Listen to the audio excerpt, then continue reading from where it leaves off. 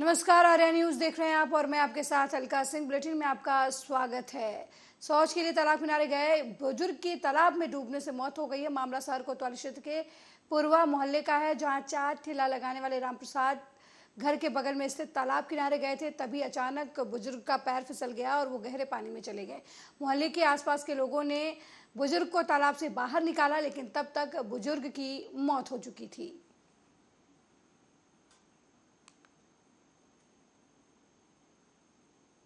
हमारे हस्बैंड कूद गए रहे, उनमें गाय हैं, बाथरूम कर गए तो ये नीचे खसक गए, जलकुंड में फंस गए। क्या नाम था? राम प्रसाद। कितने वर्ष, कितने साल के? 7 साल। कैसे वहाँ पहुँचे ये? वो जगह लेटे थे चारपाई में। हाँ। चारपाई में उतर के गए बाथरूम करे, उनका पैर फिसल गया तो वही वहाँ जो तालाब में गिर गए, जलकुंड में फंस गए। ये कब की घटना है? या सुबह 7 बजे, 7-8 के बीच। आप लोग किससे मालूम पड़ा? हमका मालूम पड़ा, हम गवाह है, तो जब गवाह तो उनका चप्पल वप्पल देखे तो लड़का का बतावा, लड़का उठा बिस्तर से, फिर गवाह फिर देखे तो दूसरे को बतावेगा, फिर सबका बतावा तब। वहीं रायबरेली में चोरियों का सिलसिला रुकने का नाम नहीं ले रहा है। चोरी का ताजा मामला गुरबख्शगंज थाना क्षेत्र के केलौली गांव के पास का है, जहां राजेश कुमार प्रजापति की हाईवे के किनारे एक लोहे की दुकान है, लेकिन बेखौफ चोरों ने पुलिस की रात गश्त की पोल खोलते हुए दुकान का ताला तोड़कर अंदर रखे लाखों रुपए के सामान पर हाथ साफ कर दिया। दुकानदार के मुताबिक दुकान से करीब 2.5 लाख रुपए का सामान चोरी हुआ है। वहीं सूचना पाकर मौके पर पहुंची पुलिस ने FIR दर्ज कर चोरों की तलाश शुरू कर दी है।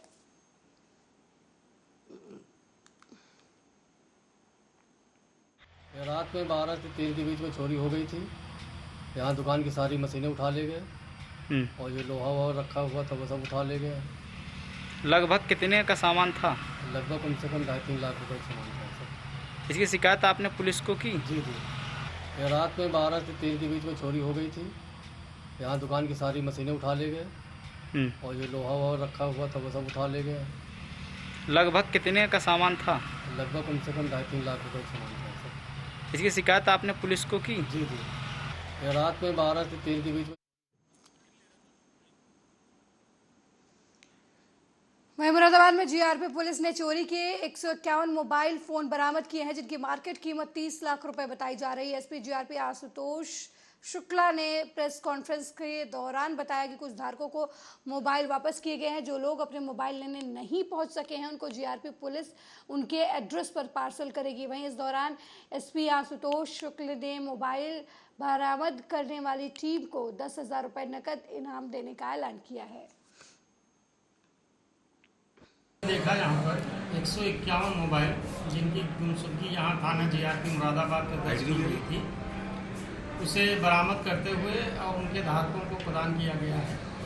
151 मोबाइल जिनकी कीमत 30 लाख रुपए से ऊपर है, इनको बरामद करने के लिए हमारी टीम विभिन्न राज्यों में गई, विभिन्न जिलों में गई है और वहाँ से बरामद करके लाई है। जिन धारकों ने यहाँ प्राप्त कर लिया है उनको तो यहाँ हाथ में दे दिया गया है, और जो यहाँ पर नहीं आ पाए हैं उनको हम उनके होम एड्रेस पर भेजने का। वहीं बैतूल जिले के आदिवासी बाहुल्य भीमपुर विकासखंड के ग्रामीण अंचलों में शिक्षा का स्तर शिक्षकों की वजह से इतना गिर गया है कि अब इन स्कूलों का बस भगवान ही मालिक है। यहाँ हकीकत से रूबरू होने जिला मुख्यालय से 70 किलोमीटर दूर भीमपुर विकासखंड के संकुल केंद्र कुनखेड़ी के शासकीय माध्यमिक विद्यालय में जब संवाददाता निरीक्षण करने पहुंचे तो आसपास आबादी से आए ग्रामीणों ने बताया कि स्कूल में संगीता बिहारे नाम की मैडम 25 तारीख से नहीं आई हैं, और जो शिक्षक आ रहे हैं वे शराब के नशे में रहते हैं, जिससे स्कूल में पढ़ रहे बच्चों का भविष्य दांव पर लगा हुआ है। सरकार भले ही शिक्षा के नाम पर ढिढोरा पीट रही हो, लेकिन जमीनी हकीकत कुछ और है। उत्तरी गांव के इस स्कूल में अव्यवस्था से नाराज आदिवासियों ने कई बार उच्च अधिकारियों को सूचित भी किया है, लेकिन लापरवाह शिक्षकों पर कोई कार्रवाई नहीं हुई है। मेरे हिसाब से जी ये प्राथमिक शाला में और माध्यमिक शाला में एक मैडम को बता रहा, लेकिन वो भी पता नहीं कब से नहीं आ रहा। आतिश नहीं है मैडम? आतिश नहीं ना, अभी कम से कम स्कूल लगने कम से कम 1-1.5 महीना होने जा रहा है, लेकिन अभी तक वो दिखा नहीं। मतलब मैडम का क्या नाम है मालूम है आपको? संगीता बिहारी। अच्छा, तो कभी आपने टीचर वगैरह को नहीं बोला कि सर हमारे बच्चों का भविष्य खराब हो रहा है? या नहीं, मैडम क्यों नहीं आए? मैंने तो कल की परसों के दिन मैं जो सर को मुँह पे बोला। जी मैंने बोला आप लोग समय पे क्यों नहीं आ रहा भाई, जी, और स्कूल समय पे क्यों नहीं खोल रहा है, बाकी दिन तो आप लोग 2 बजे छुट्टी कर देते, क्या कारण है? ये डेली का इनका ऐसा ही है। हाँ, ये सर यही रूल है। वहीं मध्य प्रदेश के दतिया में जिले के बड़ौनी थाना क्षेत्र के सहीड़ा खुर्द गांव में रहने वाली विधवा महिला विमला वंसकार और अनीता वंसकार के साथ गांव के कुछ दबंगों ने न सिर्फ मारपीट पीट की बल्कि उनकी जातिगत टिप्पणी करते हुए अपमान भी किया, उन्हें गंदी गंदी गालियां दी। ये घटना 24 जुलाई की है। विमला बाई के मुताबिक वो दोपहर के वक्त अपने खेत में थी, तभी वीरेंद्र राज बहादुर रणधीर रामचरण नाम के लोग ट्रैक्टर के साथ आए। उन्होंने ट्रैक्टर से उनकी जमीन जोतने की कोशिश की। जब इन लोगों को रोका गया तो उन्होंने अभद्रता की। ये सीमांकन करने आए थे आरआई और पटवाई सीमांकन नहीं हुई थी, मारने के लिए धमकी दी जिनको और जिन्हें पूरी मारने की कोशिश की और गाली गलौज हर चीज़ की। अनीता थाने गए थे, हमारा नाम विमला है, थाने गए थे, हमारे कुछ पूछी नहीं है बिन्ने, तो हम उससे इधर पहुँचाए, हमसे दे आए। सुनी नहीं है आप? सुनी नहीं है हमारी। क्या हुआ? नेतागिरी कर दी बिन्ने। क्या हुआ आपके? फिर हमारी हमसे लड़ाई झगड़ा कर रहे हैं, हमारे लाठी मारी हमने। क्यों? जमीन के पीछे जमीन जोत ली हमारी रामबरन सेक्रेटरी ने जोत ली। किसने मारपीट करी है आपके साथ? मेरी रामबरन ने।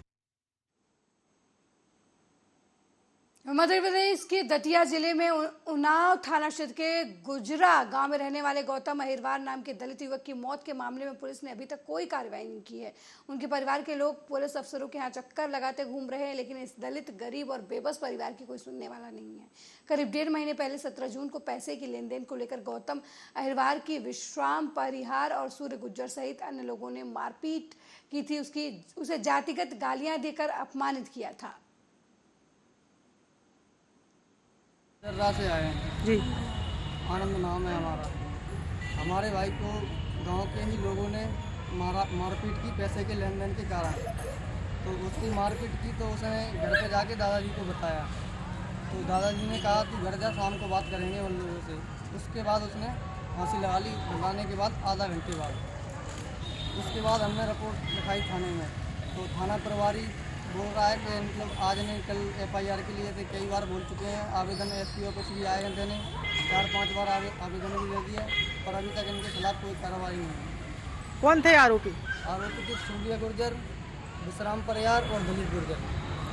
आप और हमको भी मारने की धमकियां दे रहे हैं। हम भी 17 जून से अपने घर पे, मतलब 30 जून से अपने घर पे नहीं है और बहन के यहाँ रहते। वहीं जादूगर आनंद के जादू की धूम यूं तो हर शहर में होती है, लेकिन शिवपुरी में जादूगर आनंद अपने शो के पहले ही चर्चित हो गए हैं। शिवपुरी वासी जादूगर आनंद के जादू को लेकर खासे उत्साह में लोग हैं। जादूगर आनंद की जादू शो का शुभारंभ शिवपुरी के मानस भवन में 4 अगस्त से शुरू होने जा रहा है। जादूगर आनंद ने बताया कि उनकी जादुई शो का शुभारंभ 4 अगस्त को शाम 7 बजे किया जाएगा। शाम 7 बजे शुरू होगा, एक ही शो होगा और रोज 2 शो होंगे, 4 और 7 बजे, और संडे को 3 शो होंगे, 1, 4 और 7 बजे। 7-8-10 दिन तक यहाँ पे रहेगा ये प्रोग्राम। ये परिवारों के लिए बहुत ही सार्थक है। हमारा उद्देश्य भी ये है क्योंकि जो कोविड के बाद से और वो सब लॉकडाउन वगैरह के बाद से काफ़ी मतलब अननोइंगली हम लोग डिसअलाइंड हो गए। थोड़ा लाइफ जैसी थी वैसी रही नहीं, उसको शोर में लाने की कोशिश में हम भी सहयोग करना चाहते हैं। वहीं मध्य प्रदेश में साल के अंत में विधानसभा के चुनाव होने हैं। विधानसभा के चुनाव को लेकर राज्य निर्वाचन आयोग ने तैयारियां शुरू कर दी। इसी सिलसिले में निर्वाचन आयोग ने बुधवार को प्रदेश के 56,000 से अधिक मतदान केंद्रों पर मतदाता सूची का प्रारंभ किया। इसके मुताबिक 2 अगस्त की स्थिति में प्रदेश के कुल 5,43,77,95 मतदाता हैं, जिनके नाम जो है वो लिस्ट में शामिल किए जा रहे हैं। संवेदनशील जो क्रिटिकल मतदान केंद्रों का जो पहचान है वो अभी नहीं हुई है। ये थोड़ा अर्ली है। ये इस पहचान आप समझ लो कि थोड़ा सा इसमें समय लगता है। क्रिटिकलिटी जो है वो कई बार एक तो पुलिस के साथ सेक्टर ऑफिसर्स और पुलिस के लोग मिलकर के इसकी पहचान कर रहे हैं। अपने हिसाब से। कई बार कैंडिडेट खड़े होने से भी संवेदनशीलता बढ़ जाती है मतदान केंद्रों की, वो भी होता है। तो इसका निर्धारण अभी थोड़ा सा मतदान के इट्स टू अर्ली, अभी थोड़ा सा नहीं कोई रोक नहीं लगाई गई है। देखिए 2 अगस्त से 31 अगस्त तक जब तक ये मतदाता सूची के पुनरीक्षण का कार्य चल रहा है, तब तक मतदाता सूची में जो पुनरीक्षण कार्य में जो लोग लगे होते हैं, जैसे आपके एसडीएम्स लगे होते हैं, तहसीलदार हैं, कलेक्टर, राजस्व का बेसिकली राजस्व का जो अमला लगा होता है मतदाता सूची के पुनरीक्षण के कार्य में, उनके ट्रांसफ़र नहीं किए जाएंगे, ऐसे आयोग के निर्देश हैं। अपरिहार्य परिस्थिति में यदि इनमें से किसी का ट्रांसफ़र करना होता है तो आयोग की अनुमति ली जाएगी। संवेदनशील हरियाणा के मेवात जिले के नेहू में हिंदू श्रद्धालुओं पर इस्लामिक जिहाद द्वारा समूह बनाकर किए गए हमले में मारे गए होमगार्ड के जवान एवं हिंदू युवा की मौत के विरोध में विश्व हिंदू परिषद बजरंग दल के राष्ट्रीय आह्वान पर इस्लामिक जिहाद का पुतला दहन हुआ। कचहरी चौराहे पर भारी विरोध प्रदर्शन किया गया। कार्यक्रम के दौरान महाकौशल प्रांत के प्रांत मंत्री उमेश मिश्र ने कहा कि जिहादियों के द्वारा ऐसी किसी भी घटना को बर्दाश्त नहीं किया जाएगा।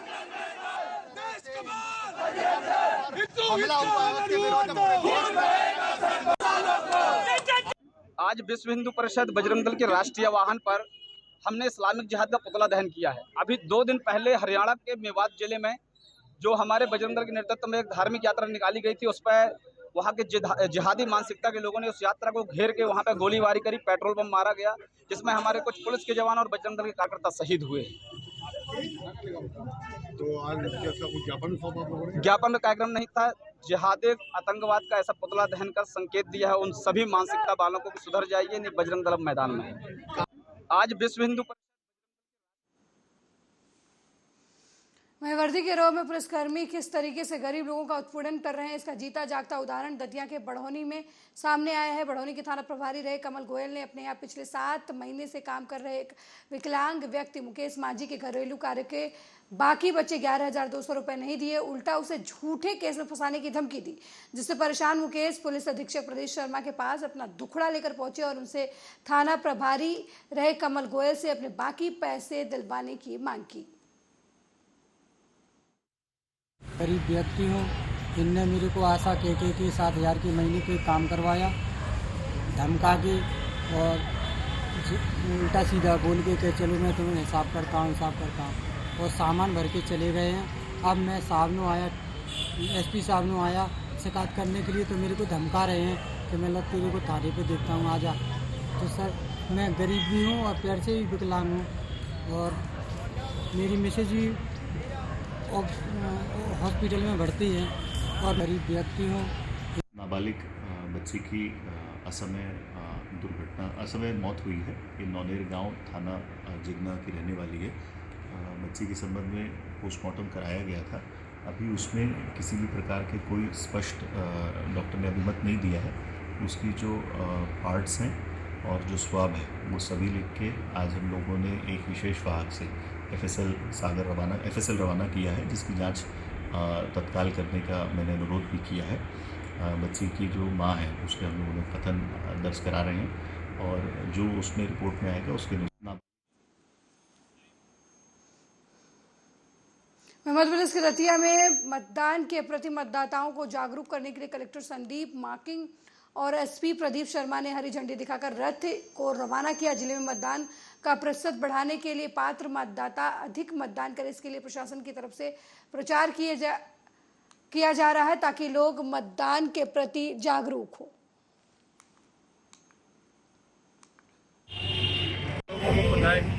भारत निर्वाचन आयोग के निर्देशानुसार और मतदाता जागरूकता क्योंकि अब विधानसभा चुनाव 2023 आने को ही है।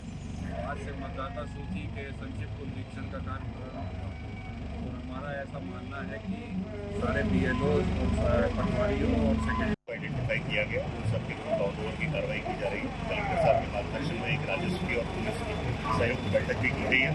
कल सभी सेक्टर अधिकारी और सेक्टर पुलिस अधिकारियों की ज्वाइंट बैठक कलेक्ट्रेट में कलेक्टर साहब के मार्गदर्शन। वहीं भटिंडा की हाई सिक्योरिटी जेल में पुलिस द्वारा सर्च अभियान चलाया गया है। बड़ी संख्या में भटिंडा पुलिस के कर्मचारियों की तरफ से जेल के अंदर चेकिंग की गई। इस दौरान पुलिस अधिकारियों ने कहा कि सर्च अभियान के दौरान कोई वर्जित वस्तु नहीं मिली है। एसएसपी ने कहा कि यह ऑपरेशन सूबे भर के जेलों में चलाया जा रहा है। इसी के तहत भटिंडा की केंद्रीय जेल में भी कैदियों के बैरक की चेकिंग की गई। चेकिंग में 230 जवानों ने हिस्सा लिया। 80 भटिंडा केंद्रीय जेल के मुलाजिम और सीआरपीएफ के जवान भी इस सर्च अभियान में शामिल हुए। ਅੱਜ ਆਪਰੇਸ਼ਨ ਸਤਰਕ ਦੇ ਤਹਿਤ ਪੂਰੇ ਪੰਜਾਬ ਵਿੱਚ ਜਿੰਨੀਆਂ ਵੀ ਜੇਲ੍ਹਾਂ ਹੈਗੀਆਂ ਨੇ ਉੱਥੇ ਸਰਚ ਆਪਰੇਸ਼ਨ ਕਰਾਇਆ ਗਿਆ ਹੈਗਾ ਔਰ ਉਸੇ ਸਿਲਸਿਲੇ ਵਿੱਚ ਅਸੀਂ ਆਪਣੀ ਫੋਰਸ ਦੇ ਨਾਲ ਤੇ ਨਾਲ ਸੁਪਰਡੈਂਟ ਸਾਹਿਬ ਦੀ ਪੂਰੀ ਫੋਰਸ ਸੀਗੀ। ਅਸੀਂ ਕਰੀਬ ਸਾਡੇ 230 ਬੰਦੇ ਸੀਗੇ, ਨਾਲ ਐਸਪੀ ਸਾਹਿਬ, ਡੀਐਸਪੀ ਸਾਹਿਬਾਨ ਤੇ ਸੁਪਰਡੈਂਟ ਸਾਹਿਬ ਵੱਲੋਂ ਵੀ ਉਹਨਾਂ ਦੇ ਜਿਹੜੇ ਸੁਪਰਡੈਂਟ ਔਰ ਡਿਪਟੀ ਸੁਪਰਡੈਂਟ ਹੈਗੇ ਨੇ, ਨਾਲ ਸੀਆਰਪੀਐਫ ਦੀ ਫੋਰਸ ਸੀਗੀ ਤੇ ਕਰੀਬ 80 ਬੰਦੇ ਇਹਨਾਂ ਦੇ ਸੀਗੇ, ਸਾਡੇ 230 ਬੰਦੇ ਸੀਗੇ। ਅਸੀਂ ਸਾਰੇ ਜਿਹੜੀ ਵੀ ਬੈਰਕਾਂ ਹੈਗੀਆਂ ਨੇ ਹਾਈ ਸਿਕਿਉਰਿਟੀ ਜ਼ੋਨ ਹੈਗੀ ਹੈ ਉੱਥੇ ਚੈਕਿੰਗ ਕੀਤੀ ਹੈਗੀ ਹੈ ਔਰ ਵਿਦ ਗॉड्स ਗ੍ਰੇਸ ਜਿਹੜਾ ਆਪਣਾ ਆਪਾਂ ਕਹਿੰਦੇ ਹਾਂ ਕਿ ਬਠਿੰਡਾ ਜਿਹੜਾ ਜੇਲ੍ਹ ਹੈਗੀ ਸਾਡੀ ਸਿਕਿਉਰ ਜੇਲ੍ਹ ਹੈਗੀ ਹੈ ਤੇ ਸਾਨੂੰ ਇੱਥੇ ਕੋਈ ਵੀ ਬਰਾਮਦ। गाजियाबाद में बजरंग दल और विश्व हिंदू परिषद के कार्यकर्ताओं ने नूह में हुए घटना को लेकर जिला स्तरीय प्रदर्शन आह्वान किया। इंदिरापुरम के कनावनी गांव के पास वसुंधरा इलाके में सीआईएसएफ के मौजूदगी के बीच सड़क पर बजरंग दल और विश्व हिंदू परिषद के कार्यकर्ताओं ने सैकड़ों की संख्या में इकट्ठा होकर विरोध प्रदर्शन किया। नूह की घटना से नाराज प्रदर्शनकारी लोगों ने पाकिस्तान का भी पुतला इस दौरान फूंका और जमकर नारेबाजी की गई। विश्व हिंदू परिषद के कार्यकर्ताओं का कहना है कि हम लोग राम और कृष्ण को मानने वाले लोग हैं। यदि विधर्मी मर्यादा में रहेंगे तो राम के मानने वाले हम बनेंगे और यदि विधर्मी मर्यादा से बाहर जाते हैं तो कृष्ण की तरह उन्हें रास्ता सिखाएंगे।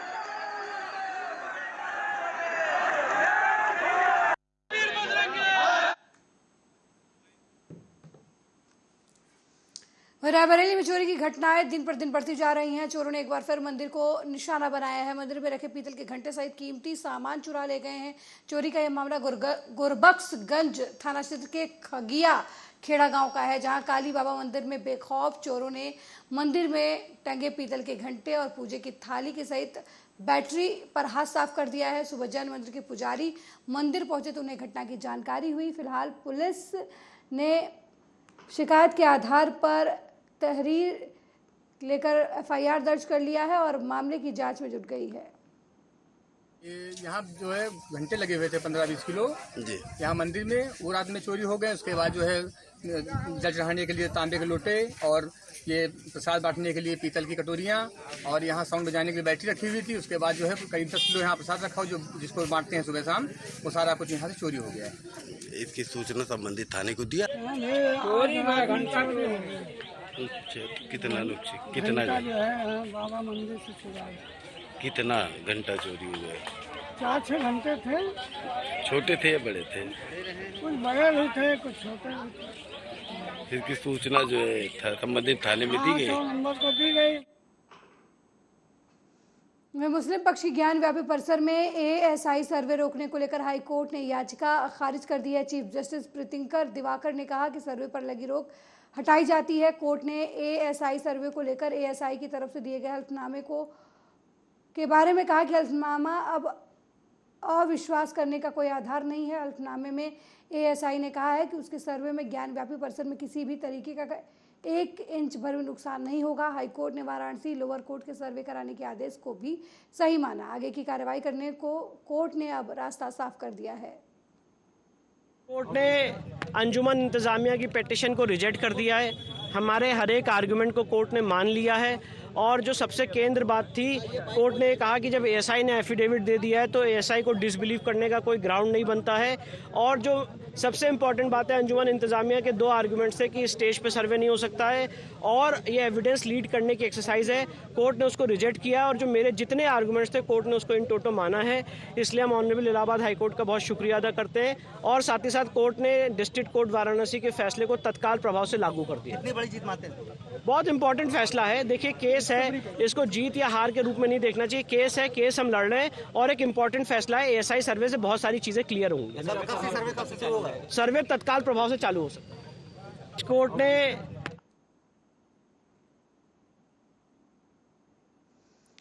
वहीं लखनऊ प्रयागराज मार्ग पर सड़क हादसा हुआ है। तेज रफ्तार ट्रक चालक ने अचानक ब्रेक लेकर ले ली, जिसकी वजह से स्कूली वैन और बाइकों में भिड़ंत हो गई। इस हादसे में 3 युवक घायल हुए हैं। ये पूरा मामला हरचंदपुर थाना क्षेत्र के गंगागंज के पास लखनऊ प्रयागराज हाईवे का है, जहां पर तेज रफ्तार ट्रक चालक ने अचानक ब्रेक लगा दिया, जिसकी वजह से स्कूली वैन अनियंत्रित हो गई और डिवाइडर से जा टकराई। वहीं पीछे से आ रही स्कूटी भी वैन में जाकर टकरा गई, जिसकी वजह से 3 युवक घायल हो गए। सूचना पर पहुंची पुलिस ने वाहनों को कब्जे में ले लिया है और आगे की कार्रवाई शुरू कर दी है। वहीं घायलों को हरचंदपुर सामुदायिक स्वास्थ्य केंद्र में भर्ती कराया गया है, जहां उनका इलाज चल रहा है। ये घटना वैन विद्यालय के बच्चों को छोड़ करके वापस जा रहे थे। पीछे से ट्रक आ रहा था लखनऊ की ओर से। ये कट पे कुछ लोग उधर से अध्यापक लोग कट पे खड़े हुए थे और वैन कट की तरफ घूम रही थी। अब यदि थोड़ा सा यदि वैन रुक जाती तो हो सकता है ये हादसा भी टल जाता, लेकिन वैन ने हाथ दिया, हाथ दे करके घूम गई और पीछे से ट्रक था, आगे मोटरसाइकिल वाले रहे। वैन ने जब ब्रेक मारा तो ट्रक ने पीछे से ठोकर मार दिया। जब ठोकर मार दिया तो वैन जा कर के मोटरसाइकिलों पे चढ़ गई, जिसमें कि विद्यालय के अध्यापक 3 अध्यापक चोट खा गए और 2 बच्चे थे वो भी जो है निकाले गए। गाड़ियां टूट गईं और उसके बाद पुलिस आई, ट्रक के ड्राइवर को और वैन के ड्राइवर को जो है थाने ले गई। मेरे साथ इस बुलेटिन में फिलहाल इतना ही। देश दुनिया की तमाम खबरों को देखने के लिए देखते रहिए आर्या न्यूज़। नमस्कार।